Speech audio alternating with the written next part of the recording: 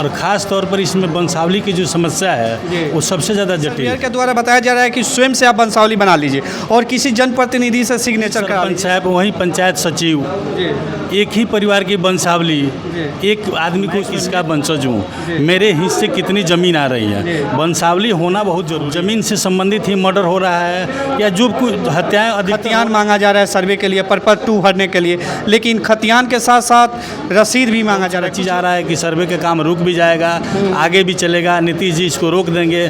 अब सरकार क्या करती है तो बड़ी नमस्कार, आप देख रहे हैं आपन बिहार न्यूज़। आज मेरी मौजूदगी हो चुकी है पूर्वी चंपारण जिले के अरेराज कोर्ट में और मेरे साथ वकील साहब हैं। तो आइए सर्वे के बारे में इन्हीं से हम जानने का प्रयास करेंगे। सबसे पहले अपना नाम बताइए। राकेश पांडे नाम हुआ मेरा। राकेश पांडे जी, मेरे चैनल में आपको बहुत बहुत स्वागत है। आपका भी बहुत बहुत स्वागत है, बहुत बहुत धन्यवाद है कि आप आए हुए बिहार हैं। में काफ़ी लोग बेचैन हैं ये सर्वे को लेकर के, इस पे आपका क्या राय है? नहीं, बिहार सरकार सर्वे का जो काम शुरू की तो अच्छा शुरू की, लेकिन सबसे पहले सरकार के उसके ऊपर काम कर लेना चाहिए था। सर्वे पे पहले काम होना चाहिए था, फिर उसके बाद सर्वे होना चाहिए था।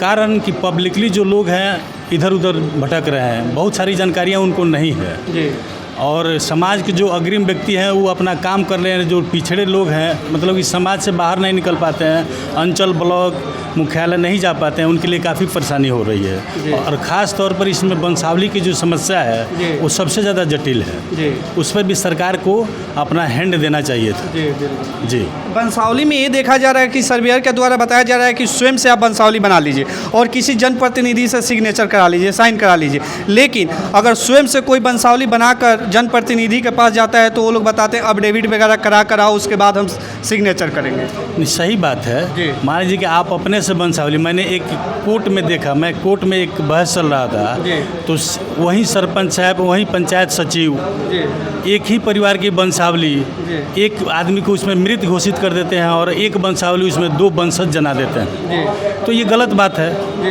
पब्लिकली भी गलत बात है और मान लीजिए प्रशासनिक दृष्टि से भी गलत बात है। तो कहीं ना कहीं सरकार का आदमी इन्वॉल्व होगा तो सही होगा। जैसे पंचायत सचिव का उपस्थिति में बनना है, पंचायत सचिव को जांच करना है और सरपंच साहब अपना बना के दे रहे हैं, वो सही है। कहीं ना कहीं से जांच करके ही आपको देना है। आप अपने स्तर से बनाएंगे तो गलत भी बना सकते हैं, लेकिन किसी न किसी सरकारी बॉडी को इसमें इन्वॉल्व करके आप बनवाते हैं या सरकार बनवाती है तो वैलिड रहेगा। ये सर्वेयर चुने गए हैं ज़मीन का सर्वे करने के लिए, उनके द्वारा बताया जा रहा है कि आप स्वयं से बनाइए, वो वैलिड रहेगा। नहीं, वो आज वो अपना हाथ जो है ना पीछे कर करके आगे करके चले जाएंगे, लेकिन कल हो करके वही चीज़ मामला फंस जाएगा।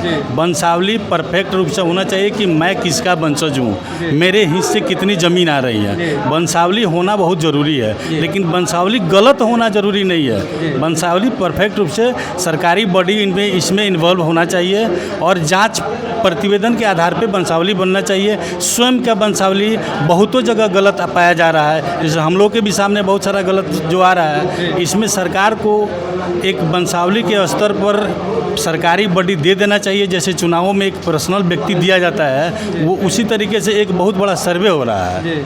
इसमें अगर सामंजस्य नहीं रहे, पेशेंस नहीं रहे तो मार काट की भी संभावना हो सकती है। चूँकि आए दिन ज़मीन से संबंधित ही मर्डर हो रहा है या जो कुछ हत्याएं अधिकतर हो रही हैं इसी तरीके से हो रही हैं। तो सरकार को सबसे पहले इस पर काम कर लेना चाहिए, वंशावली दुरुस्त कर देना चाहिए। बीच में एक और मैटर आ गया था कि जिसके नाम से जमाबंदी रहेगा वहीं ज़मीन रजिस्ट्री कर पाएगा।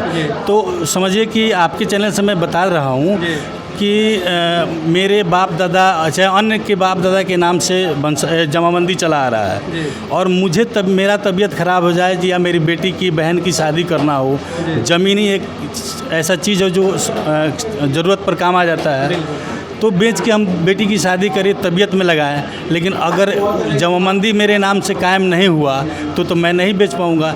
पिछले 4-5 महीने पहले हमने देखा कि बहुतों की मृत्यु हो गई। बहुत सारे लोग जो है उनकी बेटी की शादी रद्द हो गई, कारण कि समय पर पैसा नहीं दे पाए, समय पर इलाज नहीं करवा पाए। तो सरकार को सबसे पहले जमाबंदी पर काम कर लेना चाहिए, उसके बाद में वो लगा दे, अच्छी बात है। जिसके नाम से जमाबंदी रहे वो वहीं स्वयं बेचे, अच्छी बात है। सर्वे हो जाए, ज़मीन जो है मेरे पैतृक संपत्ति है, भाई है, अन्य जो भी उसमें हिस्सेदार होते हैं वो सामान्य रूप से उसमें हिस्सेदार बन जाए, ये अच्छी बात है। लेकिन सर्वे पर सरकार को सबसे पहले कुछ दिन काम करके उसके बाद सर्वे कराएं तो पब्लिकली हित में फ़ायदा रहेगा। एक बात और पूछना चाहेंगे, जैसे बंसावली है, बाप दादा का नाम से खतियान है और लेकिन वो मर चुके हैं और उसके बाद किसी का बाप जिंदा हो, ठीक, और मान लीजिए कि उनके 2 बेटे हों और वो बेटे लोग चाहे कि मेरे नाम से खतियान खुल जाए, खाता खुल जाए, तो फिर उसके लिए कैसे बंसावली बनाना पड़ेगा? जो जमाबंदीदार है ना, मान लीजिए दादा के नाम से खतियान है और बाप जिंदा है और 2 बेटे हैं और बेटे को मतलब अपने नाम से खाता खुलवाना हो, जैसे खतियान धारक जो है, खतियान धारक से बंसावली बनाना चाहिए। खतियान धारक हैं, उसके बाद में उनके बेटे हैं, उनके बाद वो बेटे हैं, उसके बाद वो बेटे हैं। तो खतियान जहां आकर के ड्रॉप कर जाता है वो स्वयं रूप से खतियान धारक हो जाएंगे।